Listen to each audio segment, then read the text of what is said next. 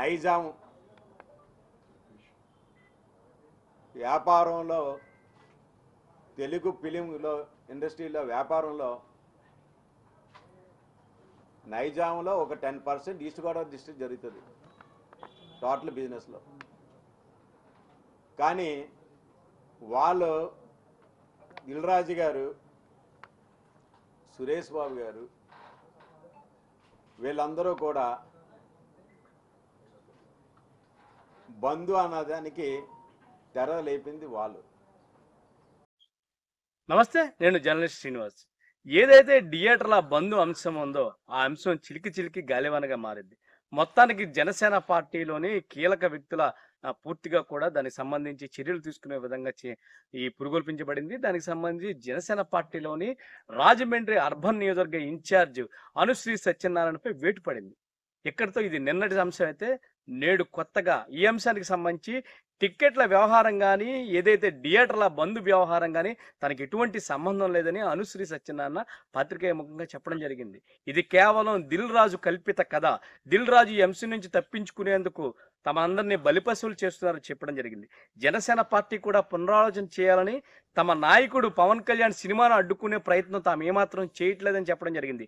April 19వ తేదీన అనుశ్రీ సత్యనారాయణ చెప్పిన విషయం పూర్తిగా 19వ తేదీన థియేటర్ల ఎగ్జిబిటర్లకు సంబంధించి, థియేటర్ల యాజమాన్యానికి సంబంధించి తూర్పుగోదావరి జిల్లాలో ఇబ్బందికరమైన పరిస్థితి ఉంది. ఆ ఇబ్బందికరమైన పరిస్థితి నుంచి బయటపడాలంటే ఏదైతే రెండో వారం థియేటర్లకి షేరింగ్ ఇస్తున్నారో దాన్ని మొదటి వారం కూడా కంటిన్యూ చేయాలని, ఆ విధంగా చేస్తే థియేటర్ల మనుగడ కొనసాగుతుందని, మల్టీప్లెక్స్ల్లో కొనసాగుతున్న విధానాన్ని ఎందుకు ఇక్కడ అమలు చేయట్లేదనే అంశాలను లేవనెత్తామని, ఆ అంశాలను ఒక రిపోర్ట్ రూపంగా తయారు చేసి ఆ నివేదికను ఛాంబర్కి పంపించడం జరిగిందని, ఇందులో థియేటర్లను మూసుకుంటామని చెప్పామే తప్ప ఎక్కడా కూడా బంద్ ప్రకటిస్తామని చెప్పలా.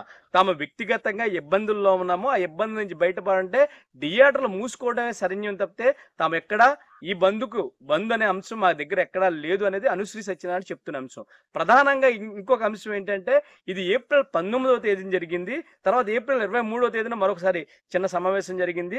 ఈ సమావేశాల ఆంతర్యం అప్పటికి ఈ హరిహరి వీరమల్లు సినిమాకి సంబంధించి ఎటువంటి అప్డేటు లేదు.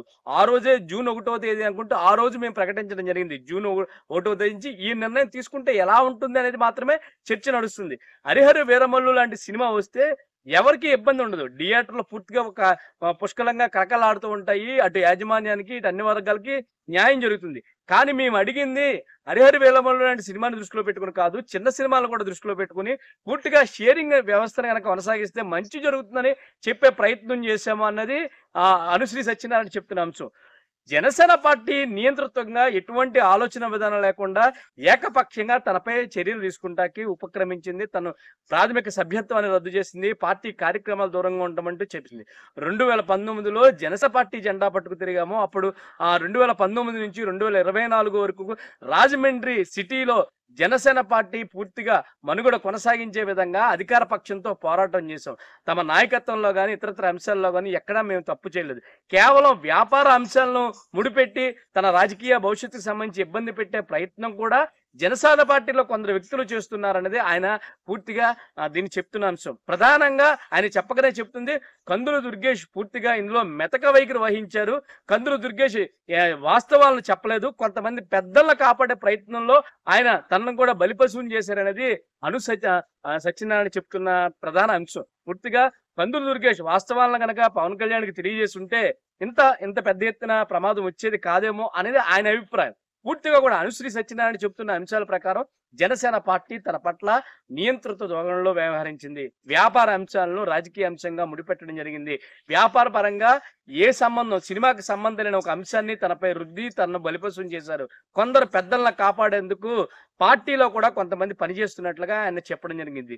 దిల్ రాజు, సురేష్ ప్రొడక్షన్స్ నిర్మాత సురేష్, ఇతరత్ర ఎంతోంటి బడా వేస్తలు ఉండగా తనను బలిపశువుని చేశారు. ప్రభుత్వం అటువంటి వ్యక్తులపై చర్యలు తీసుకోకుండా బడుగు బలహీన వర్గాలకు చెందిన నాలాంటి వాడిపై చర్య తీసుకుంటాం బాధాకరంగా ఉందని ఆయన భావోద్వేగానికి లోనయ్యాడు. అయితే దీనిపై జనసేన పార్టీ అధినేత పవన్ కళ్యాణ్ ఏ విధంగా స్పందిస్తారన్నది చూడాలి. మరోపక్క జనసేన పార్టీ అధినేత పవన్ కళ్యాణ్ ఆదేశాల మేరకు రాష్ట్ర వ్యాప్తంగా థియేటర్లో పూర్తిగా కూడా అధికారులు పూర్తిగా దాడులు నిర్వహిస్తున్నారు. ఎక్కడికక్కడ దాడులు నిర్వహించి ఏమేం జరుగుతున్న అంశాలు పరిశీలిస్తున్నారు. గతంలో ఇలా దాడులు జరిగినప్పుడు ఇదే జనసేన పార్టీ చెప్పింది ఏంటంటే ప్రభుత్వం నియంత్రిత పోకళ్ళు పోతుంది, వ్యాపారులపై ఉక్కుపాదం మోపుతుంది, తమకు ఇష్టం లేని వర్గాలపై దాడులు చేస్తుందంటూ ఆ రోజు స్టేట్మెంట్ ఇవ్వడం జరిగింది. ఈ రోజు ఇదే ప్రభుత్వ అధికారులతో ఇప్పుడు ప్రస్తుతం జనసేన పార్టీ నిన్నటి రోజున సమీక్షా సమావేశం నిర్వహించి మరి పూర్తిగా కూడా థియేటర్ల ప్రజలకు అందుబాటులో ఉంచాలని, థియేటర్ల వైపు నిత్యం అధికారుల ఫోకస్ ఉంచాలని ఆదేశాలు జారీ చేసింది. గతంలో ప్రభుత్వం కూడా ఇదే చేసింది, మరి ఇప్పుడు ప్రభుత్వం కూడా ఇదే చేస్తుంది. ఏదేమైనప్పటికీ ప్రజలకు సంక్షేమం అందగాలి, ప్రజలకు లాభం చేకూరాలి. ఇదే ప్రభుత్వాల అంతిమ ధ్యేయంగా ఉండాలి తప్ప ఏ వ్యక్తిగత కక్షలకు పోకూడదనేది ప్రజాస్వామ్యంలో నిలబడుతున్న వాదన.